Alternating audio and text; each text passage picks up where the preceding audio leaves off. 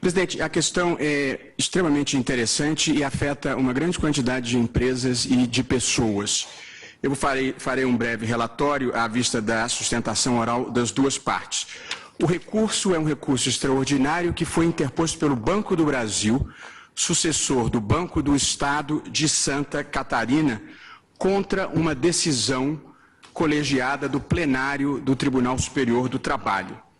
A questão jurídica aqui envolvida é a de saber se é válida e eficaz a quitação ampla de toda e qualquer parcela oriunda de contrato de trabalho outorgada pelo empregado no âmbito de um plano de demissão incentivada aprovado em negociação coletiva.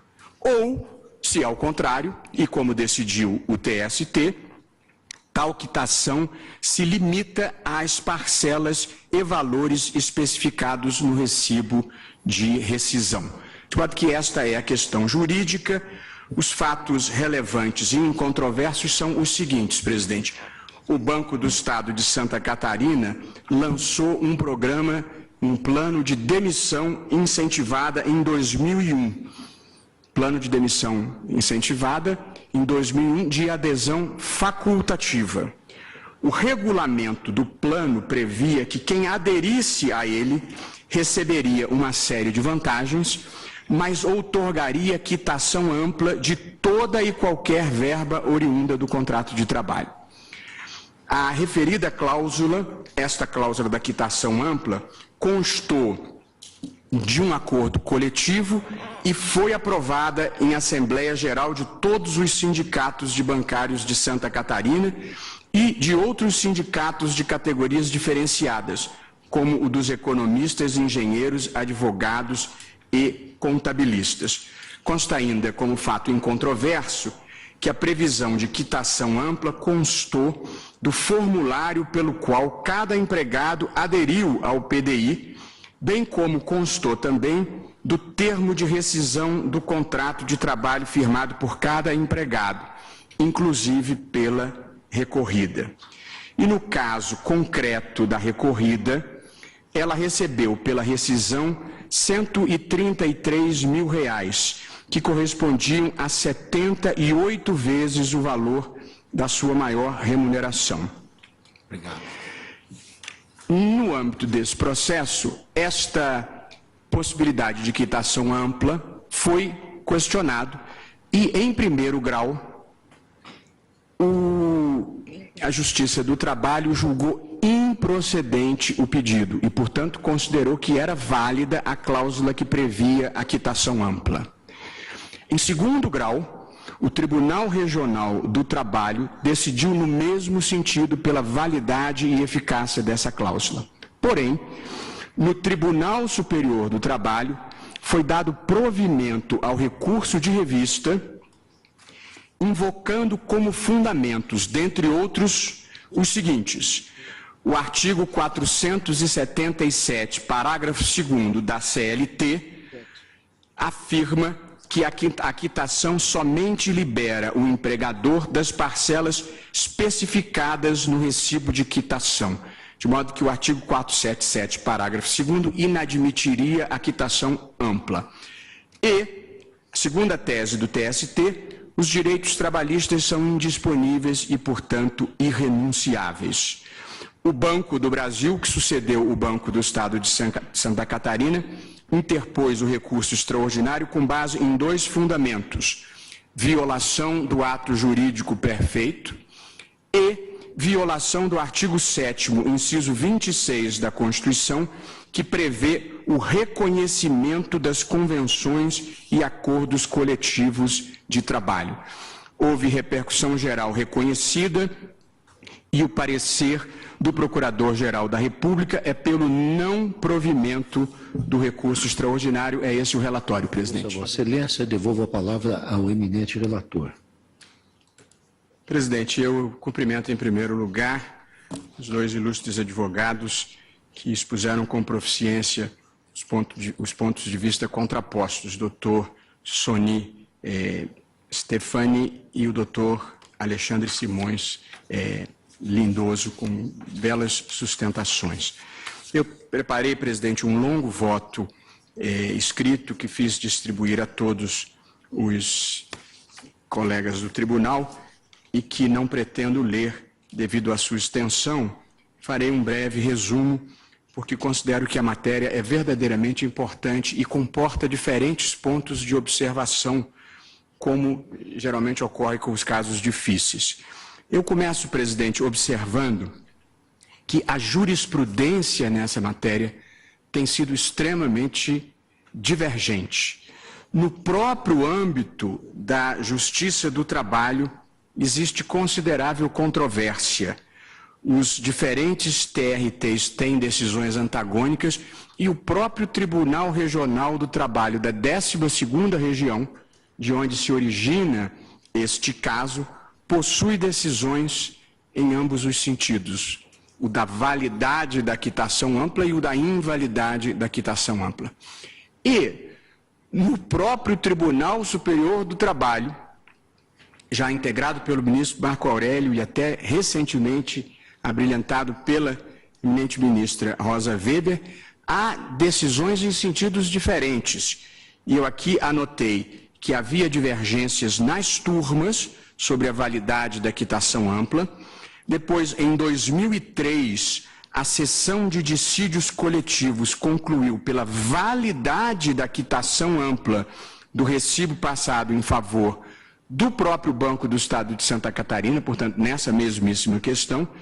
E em 2006, em incidente de uniformização de jurisprudência, o plenário do Tribunal Superior do Trabalho concluiu pela invalidade da cláusula de quitação, da cláusula geral de quitação, em decisão, presidente, na qual se lavrou, e esta é a posição do TST neste caso, o empregado, está no item 6 do meu voto escrito, o empregado, diz o TST, merece proteção, inclusive contra a sua própria necessidade ou ganância, quando levado a anuir com preceitos coletivos que lhe subtraem direitos básicos.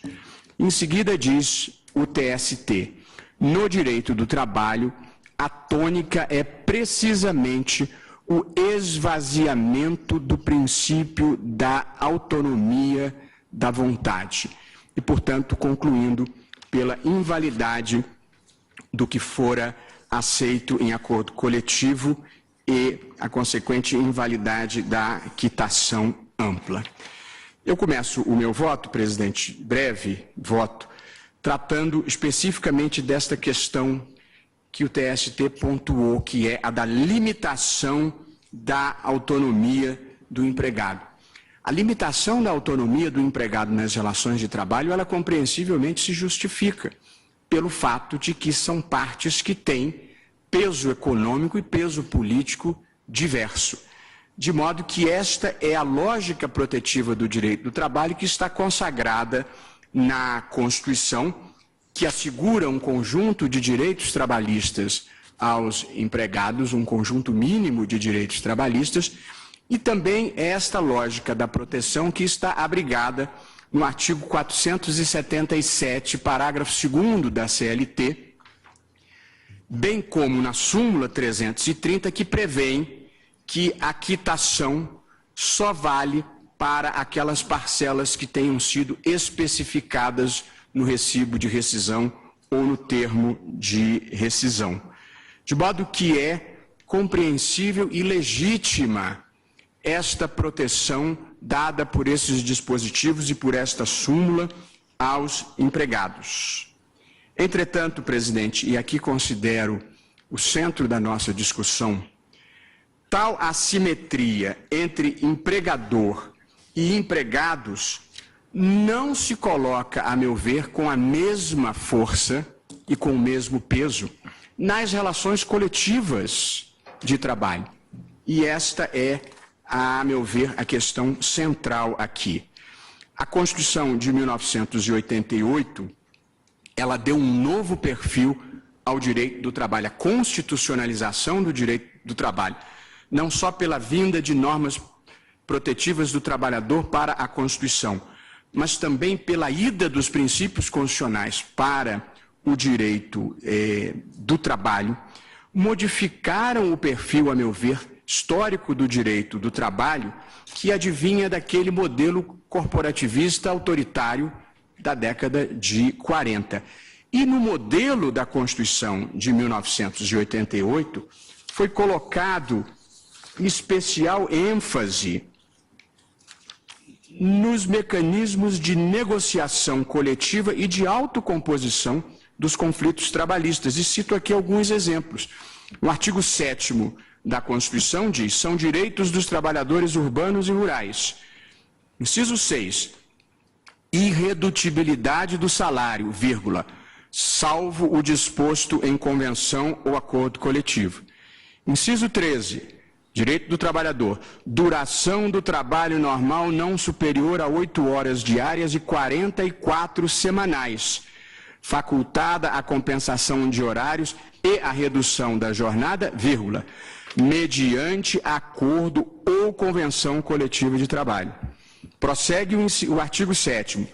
Jornada de 6 horas para o trabalho realizado em turnos ininterruptos de revezamento, vírgula, salvo negociação coletiva. E o inciso 26 do mesmo artigo 7º assegura como direito dos trabalhadores reconhecimento das convenções e acordos coletivos de trabalho. Vem o artigo 8º subsequente e diz: é livre a associação profissional ou sindical, observado o seguinte: 3. Ao sindicato cabe a defesa dos direitos e interesses coletivos ou individuais da categoria. E o inciso 6. É obrigatória a participação dos sindicatos nas negociações coletivas de trabalho. Portanto, o modelo imposto pela Constituição de 1988 das relações trabalhistas é de valorização das negociações coletivas e dos acordos coletivos de trabalho, presidente, na linha da tendência mundial de autocomposição. E aqui eu resgatei algumas convenções da Organização Internacional do Trabalho, da OIT, que enfatizam isso. A Convenção de número 98 de 1949, portanto já no pós-guerra, prevê: deverão ser tomadas, se necessário for, medidas apropriadas às condições nacionais para fomentar e promover o pleno desenvolvimento e utilização dos meios de negociação voluntária. No mesmo sentido dispõe a Convenção 154, que diz no artigo 5º: deverão ser adotadas medidas adequadas às condições nacionais no estímulo à negociação coletiva. A recomendação 163 de 1981 caminha no mesmo sentido. De modo, presidente, concluindo esse capítulo que considero importante, não vigora em relação ao direito coletivo do trabalho as mesmas limitações à autonomia individual que é a tônica do direito individual do trabalho. Portanto, estabelecida esta premissa de que o princípio da proteção, incidindo nas relações individuais de trabalho, tem uma dimensão diversa de sua incidência nas relações coletivas, eu faço uma breve reflexão sobre a autonomia coletiva da vontade e seus princípios. Na negociação coletiva, ao contrário da negociação individual, o poder econômico do empregador é, em alguma medida, em significativa medida, contrabalançado pelo poder dos empregados, pelo poder dos sindicatos que representam os empregados, que têm poder social, têm poder de barganha, têm poder de mobilização, têm estabilidade sindical e, inclusive, têm o direito de greve. Portanto, não ocorrendo no direito coletivo do trabalho a mesma assimetria entre empregador e empregado que se verifica nas relações individuais, no direito do trabalho coletivo, eu entendo que a autonomia dos trabalhadores não se encontra sujeita à mesma regra, ao mesmo grau de proteção. E aí verifiquei, presidente, que os autores relevantes no direito de trabalho também destacam que, em relação ao direito coletivo do trabalho, os princípios são outros que, de certa forma, mitigam o princípio da proteção. E esses princípios, para usar a terminologia do direito do trabalho, são o da equivalência dos contratantes coletivos, que é destacado pelo eminente ministro Maurício Godinho Delgado, em texto doutrinário em que ele diz: os instrumentos colocados à disposição do sujeito coletivo dos trabalhadores, garantias de emprego, prerrogativas de atuação sindical, possibilidade de mobilização e pressão sobre a sociedade civil, greve, etc., diz Godinho, reduziriam no plano jus coletivo a disparidade que separa o trabalhador como indivíduo do empresário. Isso possibilitaria ao direito coletivo conferir tratamento jurídico mais equilibrado às partes nele envolvidas. Nessa linha, diz ele, perderia sentido no direito coletivo do trabalho a acentuada diretriz protecionista e intervencionista que tanto caracteriza o direito individual do trabalho. E outro autor, citado da tribuna, Amaury Mascaro Nascimento, destaca a não aplicação do princípio da irrenunciabilidade dos direitos trabalhistas em matéria de negociação coletiva. E diz ele que este princípio, o da irrenunciabilidade, é construção destinada a atuar na esfera do direito individual, mas não do direito coletivo do trabalho.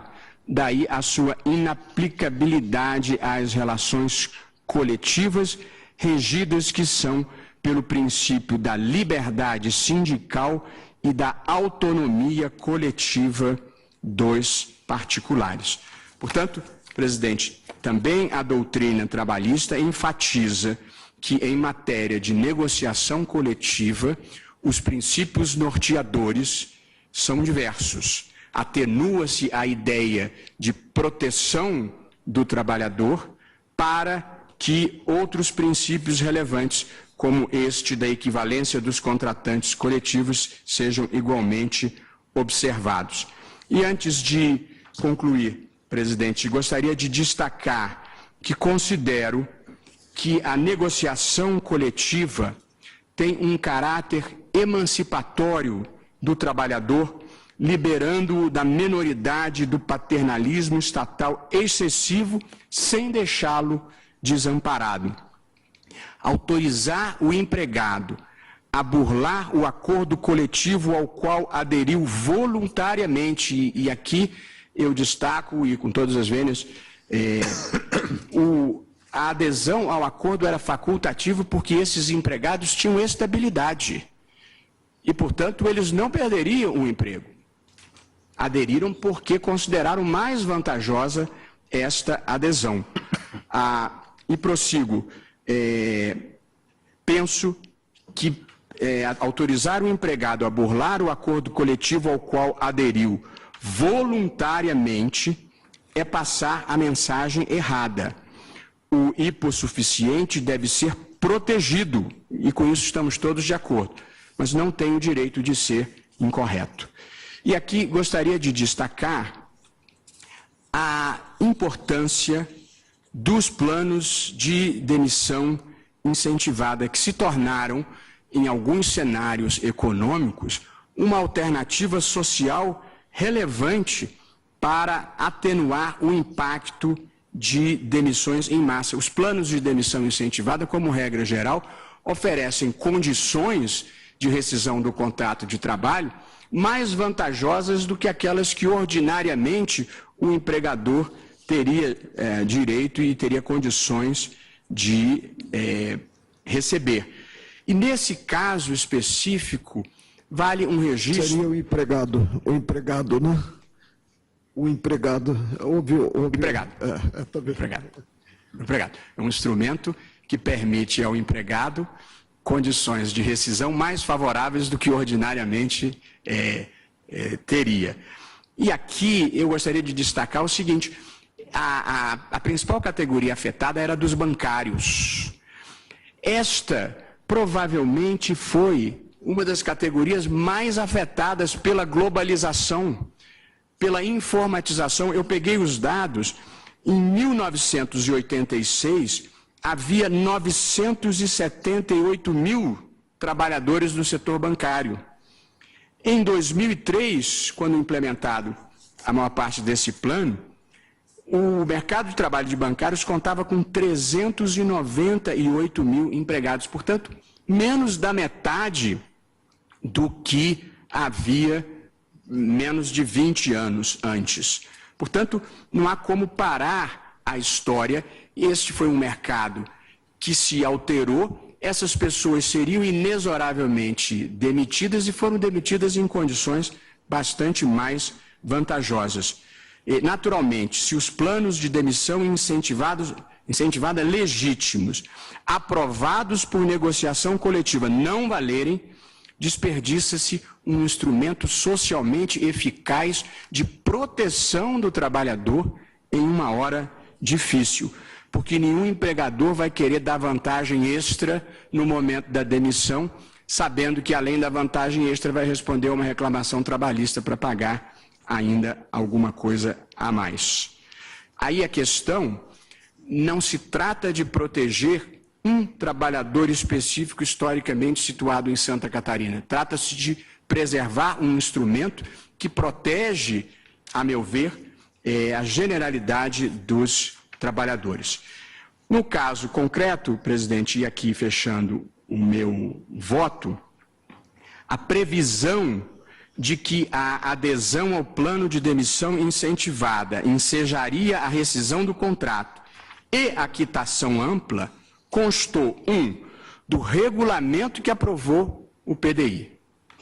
2, do acordo coletivo que foi aprovado em assembleia, com a participação do sindicato, mas os sindicatos, por toda a prova dos autos, empurrado pelos trabalhadores. O sindicato, em algum momento, relutou, mas a massa dos trabalhadores conduziu à realização desse acordo. Portanto, constava do regulamento a quitação ampla, constava do acordo coletivo, constava do formulário que cada empregado preencheu para entrar no programa e constou do termo de rescisão. As condições de rescisão foram pecuniariamente favoráveis, não há nenhum indício de renúncia a qualquer direito fundamental de natureza social, como salário mínimo, repouso remunerado, jornada de trabalho. E, portanto, presidente, eu estou convencido da leitura do material que a decisão do Tribunal Superior do Trabalho, com todas as vênias, violou o artigo 7º, inciso 26 da Constituição, por negar reconhecimento ao acordo coletivo com base em um fundamento que, a meu ver, não se sustenta, porque é uma lógica que se aplica às relações trabalhistas individuais, mas não às relações trabalhistas coletivas. De modo que eu estou, presidente, propondo a seguinte ementa e a seguinte tese de repercussão geral. Direito do trabalho, acordo coletivo, plano de demissão incentivada, validade e efeitos.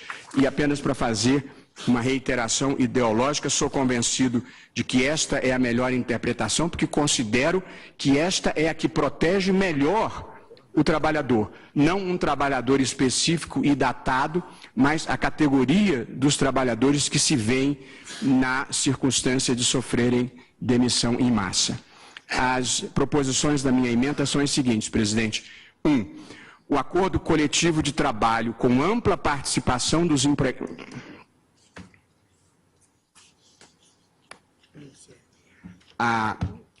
Plano de demissão incentivada, aprovado em assembleia, em processo de negociação coletiva. Nele se contemplava uma série de vantagens ao trabalhador, com previsão de plena quitação de toda e qualquer parcela decorrente da relação de emprego. 2. Validade da quitação ampla. não incidência na hipótese do artigo 477, parágrafo 2º da CLT, que restringe a eficácia liberatória da quitação aos valores e às parcelas discriminadas no termo de rescisão exclusivamente. 3. No âmbito do direito coletivo do trabalho, não se verifica a mesma situação de assimetria de poder presente nas relações individuais de trabalho. Como consequência, a autonomia coletiva da vontade não se encontra sujeita aos mesmos limites que a autonomia individual. 4. A Constituição de 88, em seu artigo 7º, 26, prestigiou a autonomia coletiva da vontade e a autocomposição dos conflitos trabalhistas, acompanhando a tendência mundial ao crescente reconhecimento dos mecanismos de negociação coletiva, retratada na Convenção número 98 e na Convenção 154 da Organização Internacional do Trabalho.